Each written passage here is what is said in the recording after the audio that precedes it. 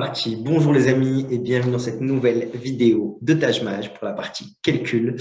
Nous allons corriger ensemble le troisième exercice de cette série de 5 questions, de 5 vidéos sous la forme de 5 questions, enfin 5 questions sous forme de 5 vidéos que l'on va voir ensemble. Donc on va aborder le sujet et je vais vous laisser quelques minutes pour pouvoir le faire et ensuite nous allons le corriger. Avant de commencer, je vous invite à vous abonner à notre chaîne YouTube, celle sur laquelle vous regardez cette vidéo, pour avoir accès à nos dernières corrections d'exercices, astuces, méthodes, les conférences que l'on anime sur le Tajmaj et sur les concours en général, pour avoir notre actualité, mais aussi sur notre page Instagram et sur notre groupe Facebook Prépatage, la Prépa Tajmaj, dans lequel il y a toute la communauté de prépatage qui s'aide et qui s'entraide pour réussir ce concours. Donc sans plus tarder, je vais vous partager mon écran et vous montrer l'exercice numéro 3 pour qu'on puisse le faire et le corriger ensemble. Allez, allons-y. Alors, c'est parti. On vous dit, les écuries de Formule 1 reçoivent de la fédération automobile des budgets différents en fonction de leurs résultats passés. Les gains sont répartis de manière décroissante. L'écurie arrivée en tête du championnat touche le plus gros budget et la dernière, le budget le plus faible. Cette année, 240 millions d'euros ont été distribués parmi les 4 écuries du plateau. On sait que les écuries ont touché 7, 30 et 47 millions de moins que la gagnante du championnat.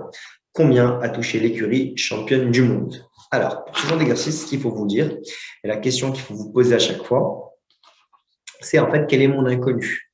Quelle est l'information dont je ne dispose pas et dont tourne autour l'énoncé? Là, l'information dont je ne dispose pas et qui est aussi la question de l'énoncé, c'est combien a touché l'écurie gagnante. C'est aussi l'inconnu de l'énoncé, tout simplement parce qu'en fait, c'est l'information centrale qui est inconnue, puisque les autres écuries, on ne connaît pas non plus, ce sont également des inconnus. Les budgets des autres écuries, ce sont des inconnus également.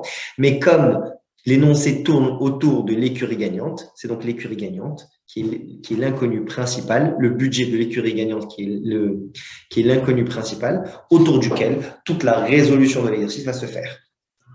Donc, ce qu'on fait, c'est qu'on va poser X,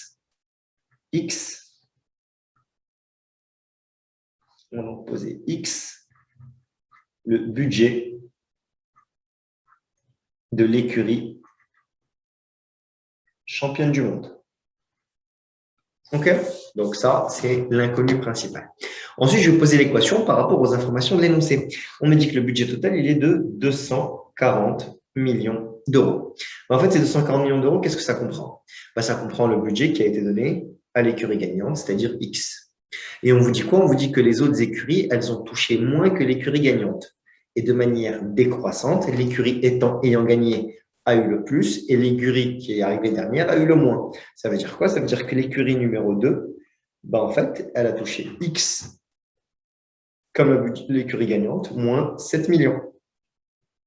Elle a touché 7 millions d'euros de moins. La troisième, 30 millions de moins, donc X moins 30. Et la dernière, 47 millions de moins, donc X moins 47. OK? Donc ça, c'est le budget de la première, le budget de la deuxième, de la troisième et de la quatrième. Là, maintenant, je n'ai plus qu'à résoudre mon équation. J'ai combien de X? J'en ai 1, 2, 3 et 4, ce qui me fait donc 4X. 4X moins 7 moins 30, ça fait moins 37. Moins 37 moins 47, c'est comme si je faisais moins 40 moins 47 plus 3, ce qui me fait donc moins 84. Alors ça, vous pouvez le poser, effectivement. D'accord? Ou bien faire, si vous voulez y aller, 7 plus 30 plus 47. 7 et 7, 14, et je retiens 1, 3 et 4, 7 et 1, 8, donc ça fait 84. OK? Je ramène le 84 de l'autre côté. Là, il est moins 84. En passant de côté, il devient plus, ce qui me fait donc 240 plus 84. Alors, 240 plus 84 est égal à 4x. 240 plus 84, ça me fait donc 324 égal à 4x. Donc, x va être égal à 324 divisé par 4. Voilà, je peux le diviser, je peux le poser en division euclidienne. 324 divisé par 4. Dans 3, j'ai combien de fois 4? 0 fois. Donc, je prends les deux premiers, 32. Dans 32, j'ai combien de fois 4? Je l'ai 8 fois. 8 fois 4, 32. Donc, 32 moins 32, ça me fait 0. Je baisse le 4 que j'ai ici. Dans 4, j'ai combien de fois 4? Je l'ai une seule fois. Donc, 4 moins 4, ça fait 0. OK? Et donc, 324 divisé par 4, ça fait donc 81. Donc, je peux dire que l'écurie gagnante a donc touché 81 millions d'euros. OK? Autre méthode pour faire 324 divisé par 4, ben, en fait, vous divisez par 2 fois, en fait. 324 divisé par 2, pardon, divisé par 2. Bah, 300 divisé par 2, 150. 20 divisé par 2, ça fait 10. Et 4 divisé par 2, ça fait 2. Donc, 324 divisé par 2, ça fait 162. Et ensuite, 162 divisé par 2, c'est égal à 81. Donc, qu'est-ce que je peux dire? Bah, je peux dire que la première, l'écurie gagnante, là, je suis en plus, a touché 81 millions d'euros. La deuxième, elle a touché 81 moins 7, c'est-à-dire qu'elle a touché 74 millions d'euros. La troisième, elle a touché 81 moins 30, c'est-à-dire 51 millions d'euros. Et la dernière, elle a touché 81 moins 47, c'est-à-dire 81 moins 47, c'est comme si je faisais 81 moins 50, 31, plus 3, c'est-à-dire 34 millions d'euros. OK? Et je peux même m'amuser à le revérifier en faisant 81 plus 74 plus 51 plus 34 est égal. Alors, 1 et 4, ça fait 5. Et 1, ça fait 6. Et 4, ça fait 10. Donc, ça me fait un 0. Et je retiens 1. 8 et 7, ça fait 15. Et 5, ça fait 20. Et 3, ça fait 23. Et le 1, ça fait 24. Et donc, ça me fait bien un total de 240 millions d'euros.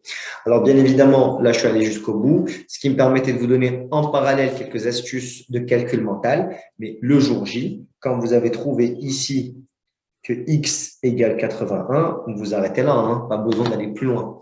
Et donc, c'est donc la réponse, c'est de l'énoncé. OK, les amis. Bon, j'espère que cette vidéo a été bénéfique pour vous. N'hésitez pas à la voir et à la revoir pour être sûr d'avoir bien compris le mécanisme. Si jamais vous avez la moindre question, je vais enlever le partage d'écran, comme ça je peux vous parler en face à face. Donc voilà, n'hésitez pas, si jamais vous avez la moindre question, de la laisser en commentaire de cette vidéo, à nous écrire sur Facebook, ici sur YouTube, ou bien sur Instagram, ou directement en nous appelant au téléphone via notre site internet.